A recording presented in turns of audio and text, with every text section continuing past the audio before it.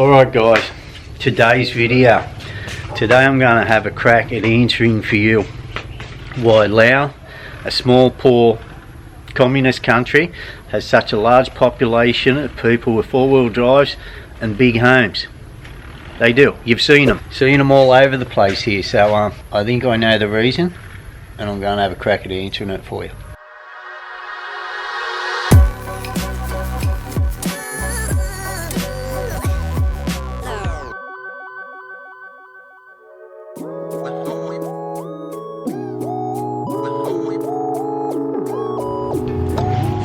Put the umbrella up because it could flog down any time. So this little, that's not going to work. There we go. You can't even see it there, can you? That's good. That's good. September, monsoon season, full flogging down season. The rain we had yesterday afternoon was awesome. Have a go at this. Typical afternoon. September afternoon in Vientiane Laos. Sun hasn't stopped shining. It's been raining like this for about 15 bloody minutes. Ever since I decided to go for a ride into Mekong Riverside, started flogging down. But how cool does that look? The sun shining through that rain. Who else enjoys coming out and watching the rain? Just looking at it.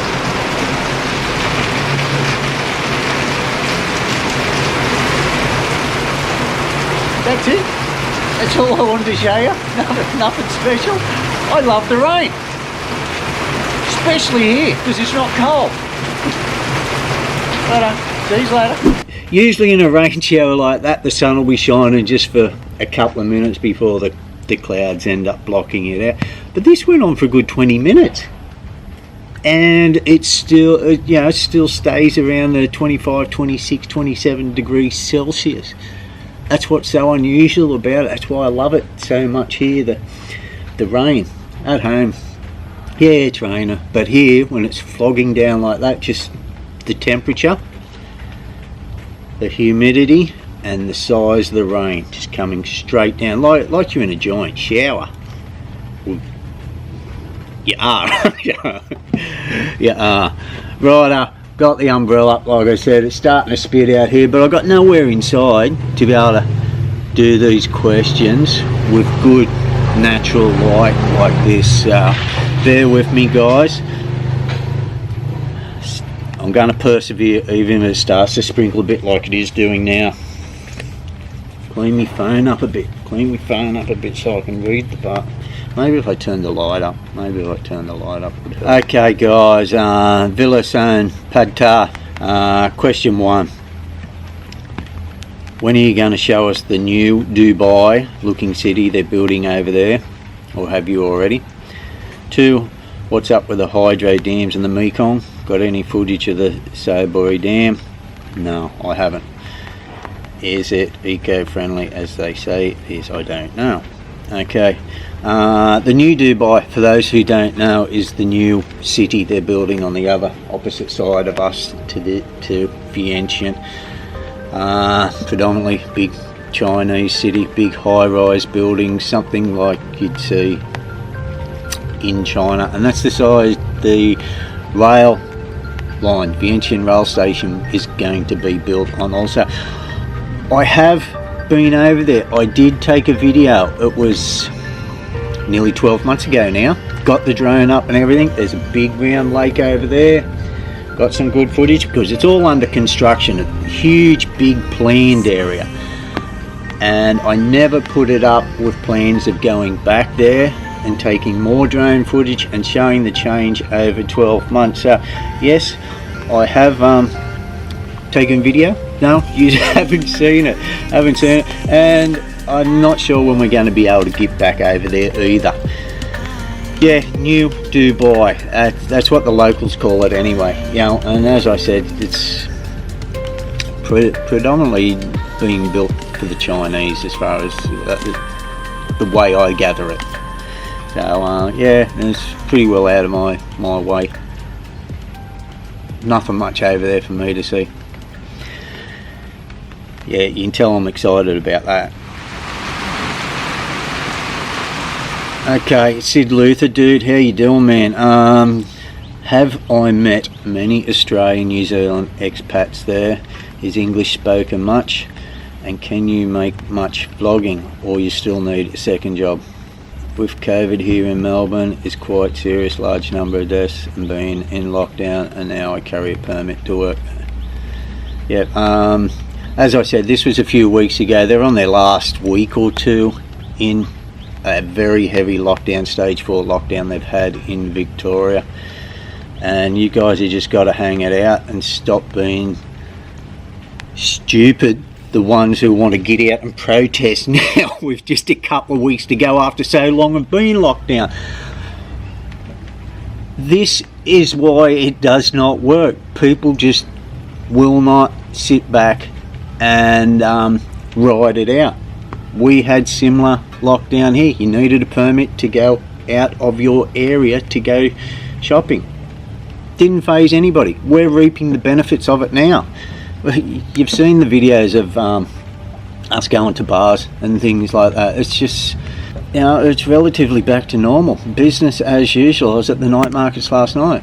Can't recall, probably seen a mask or two, but people are just getting on with their life, you know, and that is because they did put measures in place, restrictions in place, and everybody adhered to it. Well, mostly. It worked. Anyway, dude, I don't go out to places to meet people, man. You know, I don't hang out at a bar a few afternoons a week, you know, waiting to strike up a conversation with anybody, you know. I'm usually going somewhere to have a feed or shop, and that's it. So I don't really get the opportunity to meet many expats, but there are a lot of expats from Laos, from Australia and New Zealand. English, not spoken as much as it is in Thailand or definitely the Philippines. Pick up a few words, you'll get by, no worries. But yeah, it can be difficult in the rural areas, man. Can be difficult. Yeah, not spoken nearly as much as others. Can you make much from vlogging, or you still need a second job? Dude, unless you really hit it big vlogging, creating videos, you're gonna need a second job. Most definitely. I'm not making anything to really live on here, you know. It comes down to views. I think at the moment you're looking at about $5 Australian per 1,000 views, but that $5 Australian is per 1,000 views of 30 seconds of an ad watched. You know, just because there's ads on a video doesn't mean I'm getting money for that. When you skip them, no money from that. 30 seconds of an ad has to be watched before you're eligible for money. So 1,000 people, just on one video, say 1,000 people have to watch at least 30 seconds of an ad to be eligible just for $5 payment. So, you know, and even with the views and the subscribers I've got, yeah, definitely need a second job, man. There's no money in it, you know, and you've seen how long I've been at this, over 3 years now, creating videos, and it's not for the money. I'd still be creating them even if it wasn't monetized, you know. It is a library of my memories.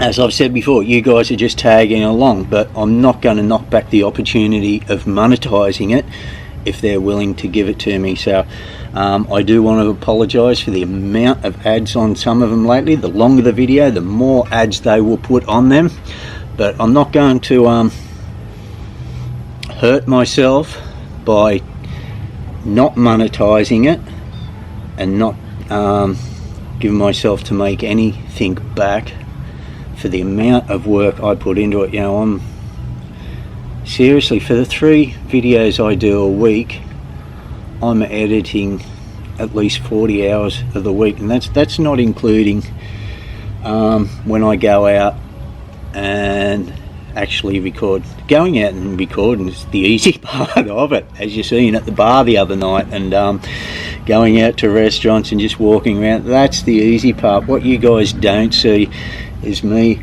sitting in that room over there for about 40 hours each week, just hovering over my laptop, you know, and for what, just a couple of $100 a month. You know, that's all it is at the moment. So, but that's all right. That's all right.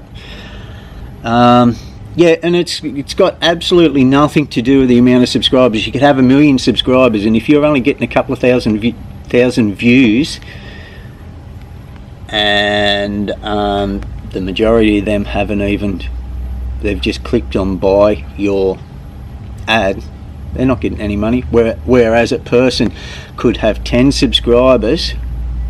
No, they couldn't. You need over 1,000 subscribers to be able to monetize that. Say they got 1,200 subscribers. They've monetized a video and it goes batshit crazy, gets a couple of million views. They're going to get a good little windfall out of that if a lot of people have bothered to sit through at least 30 seconds of the ad. I know I've given you a drawn out answer, but second job, dude, unless you got a brilliant idea, some really great content that a lot of people are interested in. Zip Tied Universe, how you doing, man? Todd, I haven't commented for a while. I've been an angry bastard for quite a while. COVID has kept me from Laos and my Noi for 1 year now. Plus, I'm working my ass off as an essential worker in the USA. Good on you, man. Good on you. Not good on you for staying away from Laos, but hang in there, mate.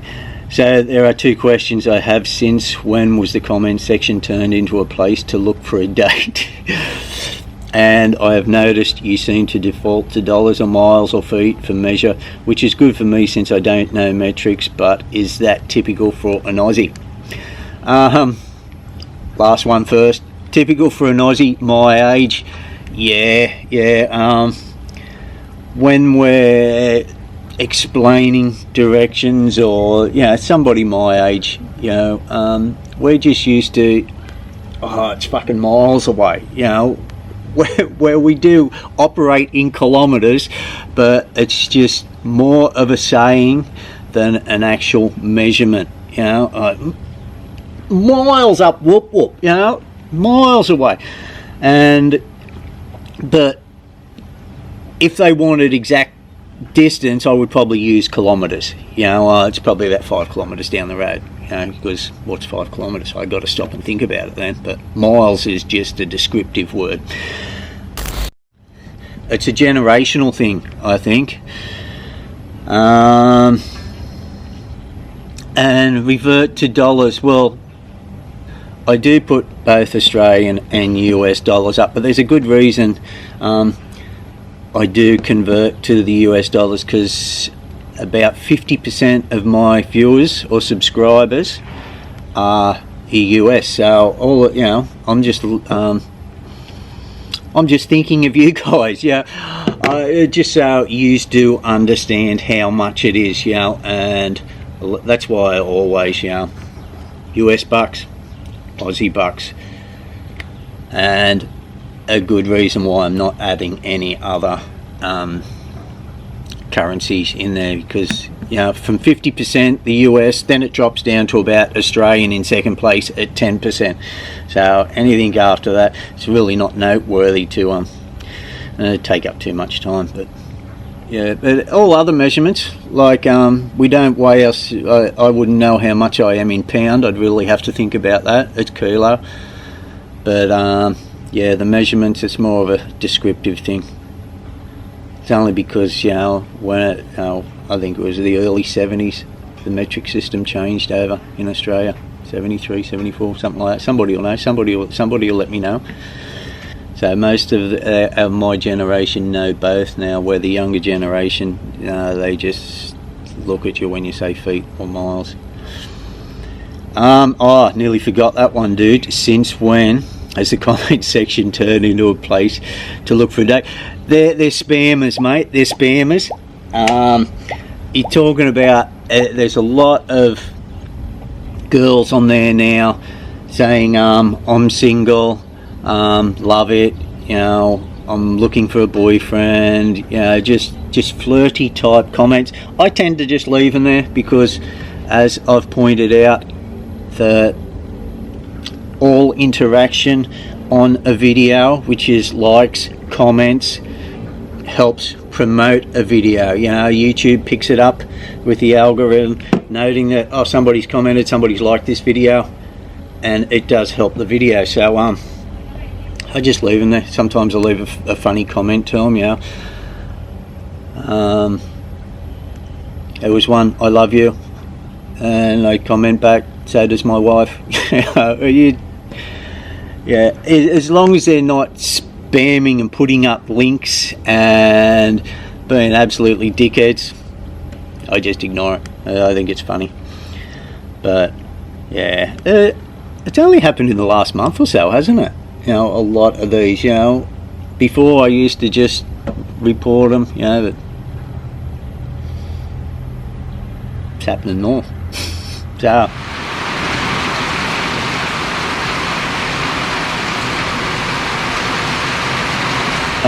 Jenny Mark from Queensland, how you doing? You still COVID free up there or what? Locking everybody else out. Do you have any hobbies you used to do in Oz that you wish I could do here? Before I moved over here permanently, I was creating videos. Nah, this is my hobby. This is my major hobby, which has turned into work now over here because I'm full-time here. But yeah, it used to be I'd work, go to the gym, come home, edit, eat, sleep, wake up, work. That was my day when I was away from Neenee since 2014. Yeah, 2016 I started. End of 2016 I started making videos, so, and the channel early 2017. Before then, yeah, I was doing a bit of photography, photos, things like that, just playing around with it. Yeah, similar sort of thing, but creating videos is sort of taking up that time. It's hard to do both, I've found. You know, in the earlier videos I would walk around with my GoPro and I'd have my photography camera around my neck, and you'd be videoing and you'd just miss so many good photo opportunities. You were carrying it around for no reason, so it became one or the other to me. And yeah, I really just like the process of editing and creating from that. Before all that, I was always into sports growing up, even into adulthood, playing basketball. And as I got older, started to snap shit up, ankle, tore Achilles, and yeah, that's when I just started training that wasn't putting your body under stress where you could snap shit up. So no, just being creative.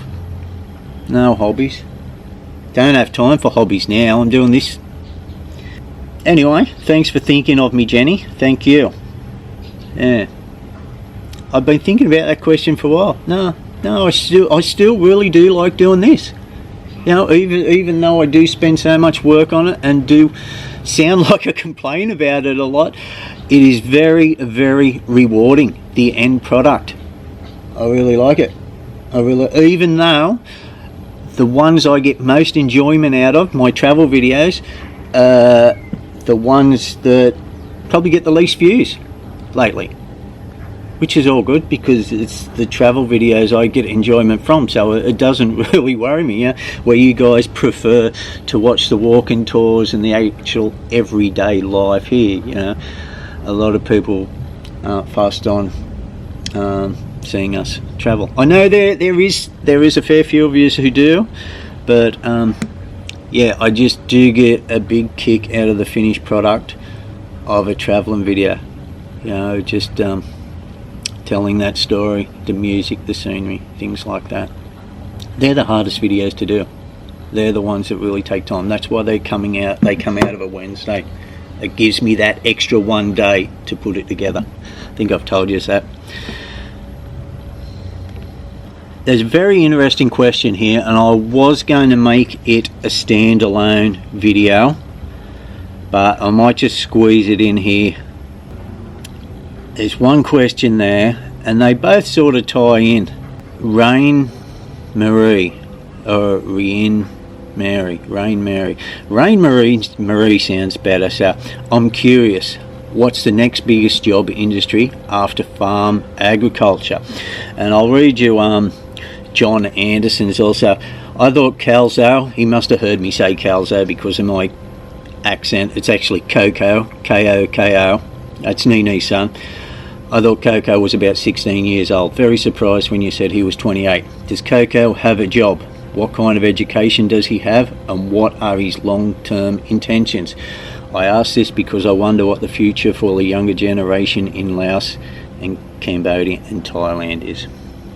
Right, then back to Rain Marie, the next biggest, and this got me thinking, and I was actually discussing it with Coco, and we both sort of come to the same conclusion that it would have to be private enterprise, private business after, you know, farm agriculture, people out on the land, farmers, farm labour, things like that. There is so many mum and dad businesses in Laos. You know, if you're not aware, there's not many big chain stores, you know, department chains, you know, fast food chains, supermarket chains, department store chains, your Bunnings and things like that. They're all just small family owned private businesses all over Vientiane. You know, you've seen us drive around, and how often do you see a big corporate chain? Yes, you got Mini Big C, you know, and you do have, we seen Dairy Queen the other day, but the point is there's not many of them. Import laws in Laos is a lot different. Anybody can import in Laos, and I don't think there's much charges to it. I could be wrong. Anybody who's importing, let me know. But they're allowed to import themselves, whack it straight out the front on the footpath, in a shop, anywhere. They are working for profits. They're not working for wages like you would be if you're working in a department store. If you've got a franchise, yes, you could be still making good dollar, but some of that money is still working its way up to the big corporations, the big rich CEOs and things like that, where here they own the business, they import it, and they're making all their money. They're employing their family, they're living together in big homes and things like that. You just see whole neighbourhoods of tool shops that I take in Nong Duong around the bank, where I've been doing the walking tours recently. Other areas, you know, like that. Trying to think of some examples. Sound system places, you know, it'd just be full of speakers and things like that. People can import motorbikes. Walked past a lighting shop the other day. They had motorbikes sitting in there. Surely they've just imported them themselves, chucked them on the floor for something else other than lighting. You know, you wouldn't be able to do that. You know, there is so much red tape and regulations you got to abide by in the Western world, and the taxes and import duty costs and things like that, where it's not happening here. You just got to take a look at the amount of SUVs, luxury SUVs, luxury cars, nice cars on the road in Laos. I cop it all the time. You know, people, not cop it, but people are pointing out how many luxury SUVs Range Rovers, Lexuses, and that. Some people comment, oh, it's corruption, oh, they're government workers. There is not that many government workers in Laos compared to the amount of nice cars you see. And I often see these cars parked out the front of these businesses. The main difference is they are working for profit. They are not working for wages. So I think I've pointed out in a previous video about motorbikes. You can import large motorbikes here. Harleys, things like that. You can't register them. People can all import anything, and it comes down to the question of that John just asked about Coco. Does Coco have a job? Yes, he does. He imports vapes. He has his own vape juice that's made in another country. Imports that in. Imports the vapes from another country. And he just networks here and sells them. He has lived in Bangkok before and done this business, so he has experience in Bangkok as far as the young people, what they're doing in Thailand compared to the young people in Laos. This is the longest time he spent in Laos since the lockdown, and he come home because he's a Laos citizen. He came home so he wouldn't be locked down in Thailand away from us. And he said the biggest difference between Thailand and Laos is, video's about to cut out, I'll just turn it off. The biggest difference is between Thailand and Laos. People in Thailand seem to be going to universities to get jobs for companies, where people in Laos, not all, but most of the people who get an education here are getting an education to open their own business in Laos. They're more entrepreneurial in Laos. All his friends have virtually got businesses of their own. They're importing stuff and selling it, and they're all making a go of it. They're turning up here in big four-wheel drives and things like that, Rangers. But yeah, he has even noticed it where people in Thailand, they're getting an education and then just working for wages in companies, and you would have to say Thailand is a lot more westernized than what Laos is, and it comes back to the laws as far as importing. The taxes are much lower here and things like that. So if you're willing to make a go of it, and you have a good idea, a lot of people are doing well from it here in Laos.